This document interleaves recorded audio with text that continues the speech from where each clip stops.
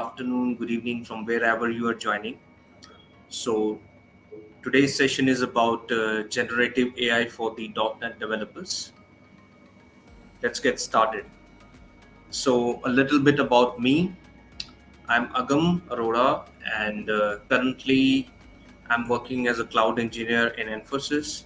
I have around 4 years of experience working on Azure, .NET, and other Microsoft services portfolio. I've been a part of Microsoft Azure developer community, and currently I'm a lead for Chandigarh location. These are my languages and tools which are displayed on the slide. Probably working on this for around 4 years. All right, so let's get started. So you can also scan this code in case required uh, for the attendee survey. All right, so what we have noticed that it's a pretty standard joke that whenever you're working with AI, like uh, AI can just do everything for you, right?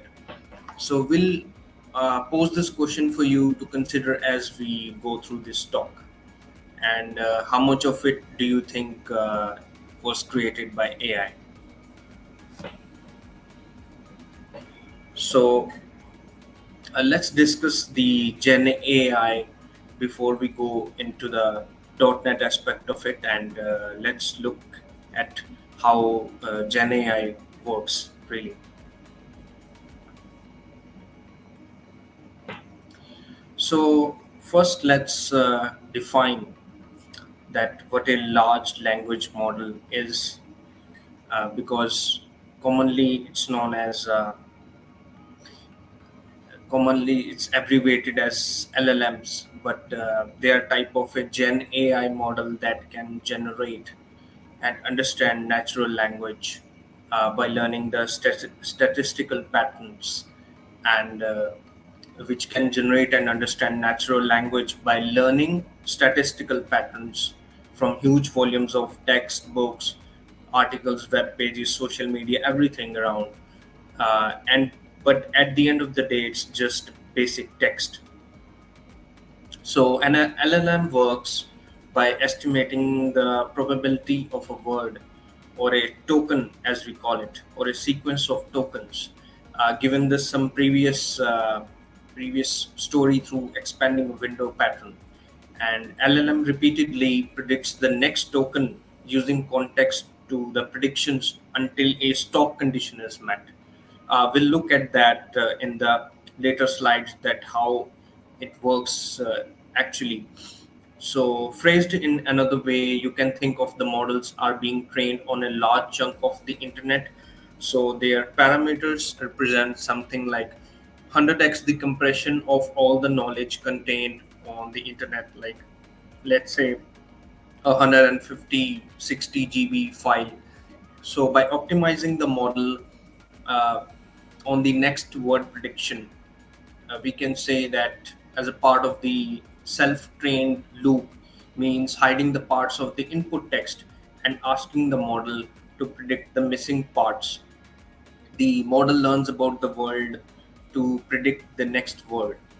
So as you keep providing inputs accordingly, it will generate tokens from it, and the predictive model becomes even more efficient. So learning about the word just to predict the next word in a sentence sounds like a lot of work, right? So you interact with these models by inputting a prompt, which is a series of words or tokens, and LLMs make predictions based on your prompt and output a completion, which is a series of words or tokens again. Because the machine doesn't know that it, what would it actually make sense, but uh, based on the large amounts of data and that whole collection of tokens, it creates a relevant output for the user. For instance, we have in chat gpt.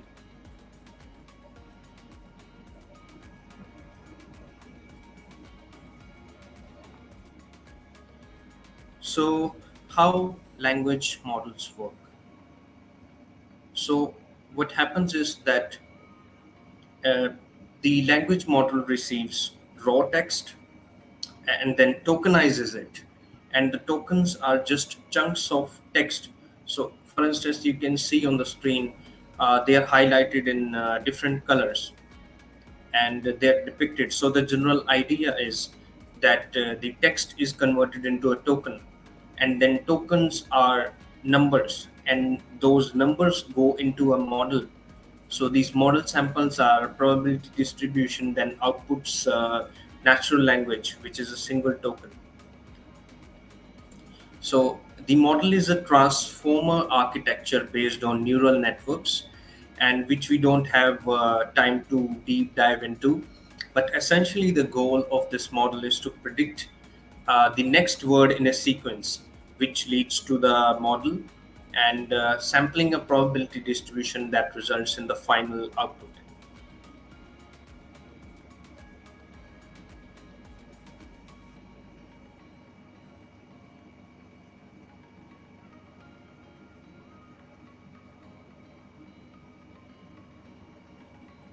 Just a second, please.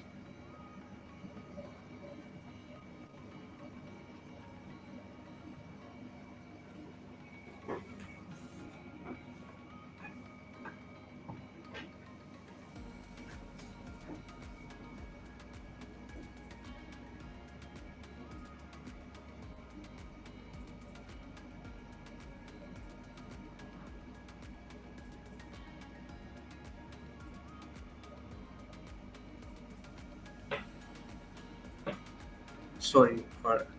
Okay, so continuing from how language models work. So what happens is that uh, you can see on the screen there is a natural language input which we do in ChatGPT. There's a pre-processing. So this is what actually happens when we provide the prompt on the ChatGPT window. It converts into a series of tokens, and then they go into that model, and then accordingly we get the results based on the probability distribution. There is decoding and pre-processing, and then accordingly we get the output. So this model is a transformer architecture based on neural networks, which we don't have time to dive deep into, but this is based on the probability distribution that results in the final text or token output.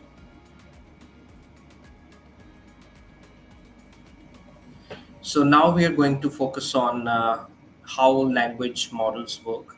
So we have n tokens in based on the user input, but accordingly, uh, the simplified idea is the n tokens in leading to one token out. So, for instance, you can see this is a bit more a detailed version of how tokens are. So, to clarify on what a token is not a letter or a word. In case of OpenAI, a token is a short sequence of letters. For example, a token can be a V of uh, as we can see on the screen, but because there are they are short and commonly used, but a token can also be part of a word like anthropomorph sizing. So it takes three tokens because a long word, it's a long word and it's not commonly used, but the sizing and morph, they are different. So that's how tokenizer in OpenAI works generally. So now we're going to see that how language models work. So this is a tokenized format. That's because this basic idea is applied in expanding the window pattern. You give it tokens in and it produces one token out. So you can see the in and out are highlighted separately. So then it incorporates the output token as part of the input on the next iteration, and so on until it reaches some stopping condition. Is it deterministic? Maybe yes, maybe no, but generally it's quite efficient. We can get the correct output as we can see in the GPT version. So We have and tokens in on the left hand side, which says we need to stop. And then we have this do, say, try, all these tokens accordingly. And there is one token out. So do I get the same result twice? The answer is no, because what it actually returns is a probability distributions of possible tokens. For instance, you have noticed in ChatGPT that if we want a better answer, then we just write that if you could elaborate and please give me a better answer, give me a simplified version. If you try that, then definitely it's going to give you a different answer. It could be not exactly, I mean, just completely different, but definitely it's not exactly the same. So two methods of measurement that you can adjust to affect the outputs. So one is temperature. You often see that on a scale of 0 to 1, the control, creativity, or the randomness. So lowering the temperature will create more deterministic results when increasing the randomness. Next is the p-top value. So you'll also see on a scale of 0 to 1, but this essentially limits the distribution to whatever specified. Zero point 0.1 will limit the sampling to the top 10. So percentage of likely values is deterministic and focused, whereas setting it to zero point 0.5 will allow the model to sample from a broader set of possibilities, which is more creative. So what you need to do is, depending on your use case, you can put zero point 0.1 as top 10% values, and zero point 0.5 is like 50% for the creative writing. So let's look at the prompt engineering angle before we uh, proceed to the .NET part of it. So let's get started on the prompt engineering thing.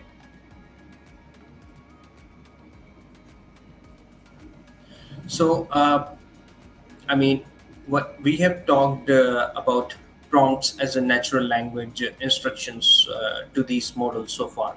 So if we talk specifically, then prompt engineering is configuring the model for your scenario, ensuring the output is as closest as possible to your expectations.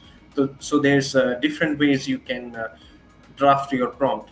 So first one is you can provide an instruction and a primary content.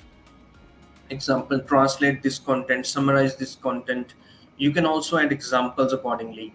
You can provide the input of a text to complete. You can ask a direct question. uh, Note that if there is no additional context provided, the model can only rely on the knowledge it has from the trainer to answer your question.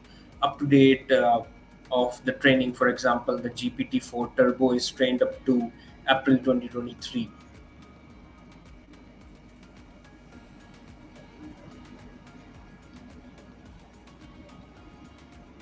So, for instance, you can see on the screen that I give the instruction and then you translate this code from Python to C sharp, and accordingly there's completion of it. And then there are three styles which we can do. So first is the instruction, translating the code from Python to C sharp. Another style is the completion, that we provide an incomplete prompt, and accordingly it completes that whole thing based on the patterns, based on the collective data it has. It generates tokens, and from that information it generates and completes this information. Next is we can ask questions, which we generally do, which we have experimented a lot on 3.5 version of ChatGPT. What is AI? What is DevOps? What is .NET?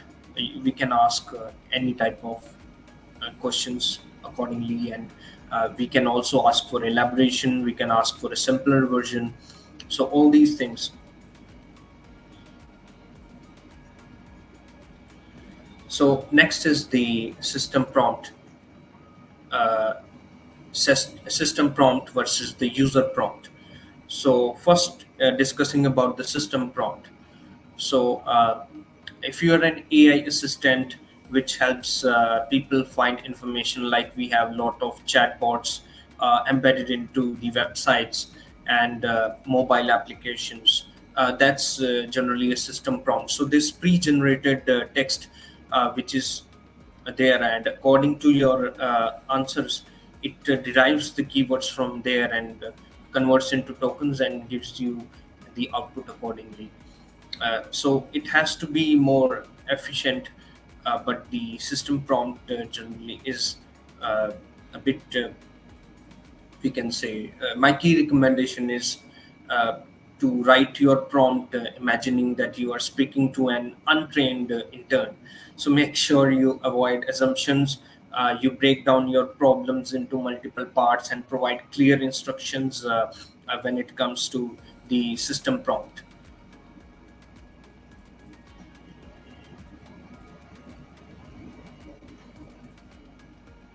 So in the latest models, we have a system prompt. So uh, I mean, it's not visible to the user, but it's fed into the models. So you can tell the model how to behave and talk about the system message combined with examples which get very far. Um, so this that's pretty much it about. So for the prompt engineering for the text generation, what we can do is there are three key approaches to prompt engineering for text generation that we'll see. So first is the defining assistant persona, its tone and style and chat history. You are an assistant. So, for instance, you are an assistant helping with the employee handbook questions. Be precise and short in your answers. Next is the uh, providing examples. So, like in your system prompt or augmenting your model with retrieval augment generation RAG with external data. And third is providing guardrails, which what you can do is you can, for example, you can use only the data provided to answer users question, and if the answer can't be retrieved from this data source, then you can reply that I don't have an answer. If you can provide me the answer, then that's how. So now talking in numbers about the whole Gen AI thing. So what we have is that we uh, we have, as we can see on the screen today, we are going to learn about the Azure AI Studio. There's text embedding, and then it converts it into the numbers. So computers ultimately speak numbers, and they need to convert text into numerical form to understand the relationship between words and the concepts. So, embedding models transform text into an array of numbers, which is the representation of the original text, uh, into the semantic space. So, OpenAI model is a large multi-model, commonly known as the LMM, so that can understand both text and images. It can generate embeddings or vectors of numbers to encode both the meaning and context of your input prompt. So, for example, ADA will take your prompt. Today, we are going to learn about Azure AI Studio, as you can see on the screen, and generates a length of 10 numerical vectors, which captures the meaning of these 10 words, and then concepts like today, Azure AI Studio, and accordingly generates embeddings. So this is useful for tasks such as semantic search and search similarity. So next is executing the custom logic. So the latest versions of uh, the GPT, which is the 4.0 and 3.5 turbo. So they're fine tuned to work with functions and are able to determine when and how a function should be called. So if one or more functions are included in your request, the model determines if any of the functions should be called based on the context of the prompt. So when a model determines that a function should be called, it responds with a JSON object. As you can see, its name, description, parameters, type, location type, maximum price. So we have this JSON format, and uh, which includes the arguments for the function call. So in this example, we specify in the system prompt that we want to call the search hotels function. So also, which is shown in the image. So it's important to note that although the model can generate the calls, it is the best for you to execute them to remain in control. So that's how it really works uh, under the hood. So next we're going to talk in brief about the model knowledge. So if you ask a model a fact like is Queen Elizabeth II still alive?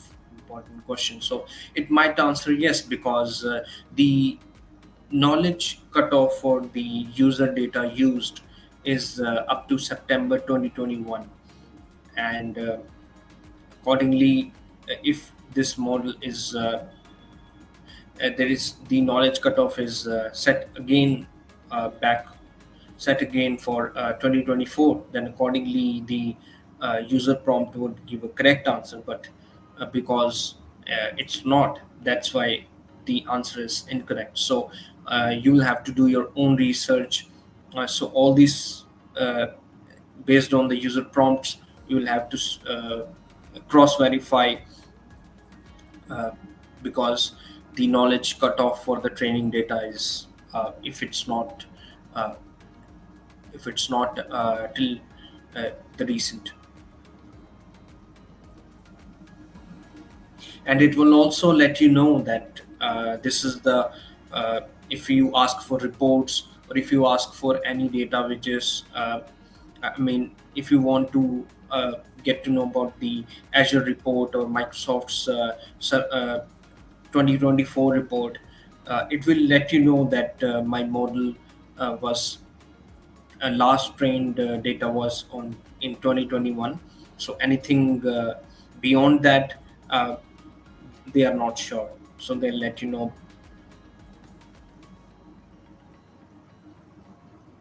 So next is the uh, doesn't know my data. So if I give the user prompt like I need warm waterproof shoes, so they can help you. But these models are aware of a large amount of information, but that information is generic in design. It can tell you a summary, but it doesn't know anything about your business and your business data. So if you can take a user prompt like we have on the screen, so here the user is wanting something specific. So this kind of response we are hoping for we can see now. But how would it know that which is anything which is inside our organization? Will it be still relevant or not? So it always has the generic type of answers based on the data. Anything which is quite mm, which is at an organization level and is not available to the public. Uh, Accordingly, the assistant won't be able to help. But the generic items, of course, we can always. It's a go-to spot for us. So accordingly, adding knowledge to the prompt, so you can give a meta prompt, and so we can add new knowledge in our system prompt. So we can specify the task, we can add the documents and new knowledge, we can ask the questions and get results about our data.